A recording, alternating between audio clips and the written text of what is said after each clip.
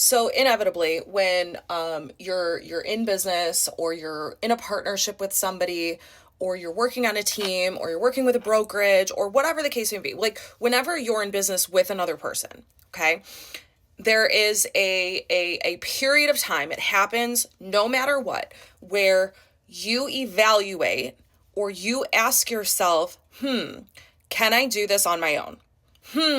I'm paying this person a split. I could be keeping that right now. The worst case scenario is you have somebody in your life who's telling you, hey, why are you paying that person X percent? Hey, you could do this on your own and make 100%. Honestly, it's the worst case scenario because that person doesn't actually know what's happening on a regular basis within the business. But this is an important video for me to make because this happens. It's a tale as old as time when you have a founder, an owner of a company, a leader of a company who's working their ass off, and they have employees, or not employees, but people who work with them, for them, whatever, however you want to categorize it, that get a taste of that success. And then they look at their paycheck and they're like, oh, well, I could be doing whatever. Like, how hard could it be? Okay. And I want to share that I'm coming from the perspective of when I first got into real estate, I was on a team. I then moved to California by myself. I was not on a team, and I worked out there for 5 years without a sphere of influence, without knowing anybody. And I literally door knocked and open housed my way to deals for 5 straight years. I coached on my own. I generated my own coaching clients on my own and coached out there just so I could pay my bills. And then ultimately was back in partnership with the same person who I was on the real estate team with and who I am now with today. I want you to understand that over the course of my 15-year career, I've had several people say to me, you can do this on your own. Why wouldn't you do this on your own? You should just probably go and do this on your own.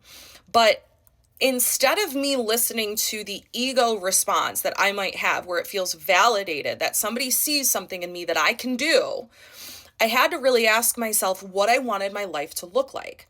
And more specifically, I had to ask myself, what does the life of a founder look like? Now, there's a range here, and I have, a few examples. I have more than one, but I have a few examples of seeing this play out in real time.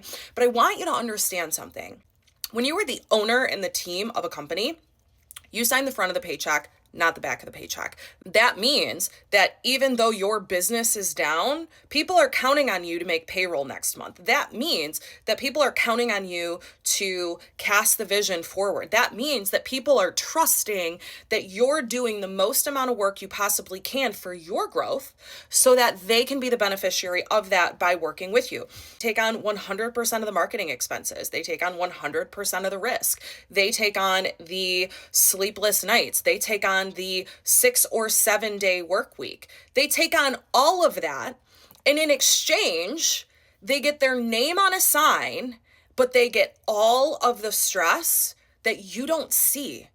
Okay. You don't see the messages at 9 o'clock at night. You don't see the person who puts in their resignation at 10:30 p.m. while they're out on a family vacation. You don't see any of that. You see the private jets, you see the awards, you see their name on a sign. What you don't see is the insane amount of stress and the insane amount of risk that this person is taking on a regular basis so that you get to be home at 5 o'clock with your family eating dinner. And so instead of answering the question of like, could I start my own thing?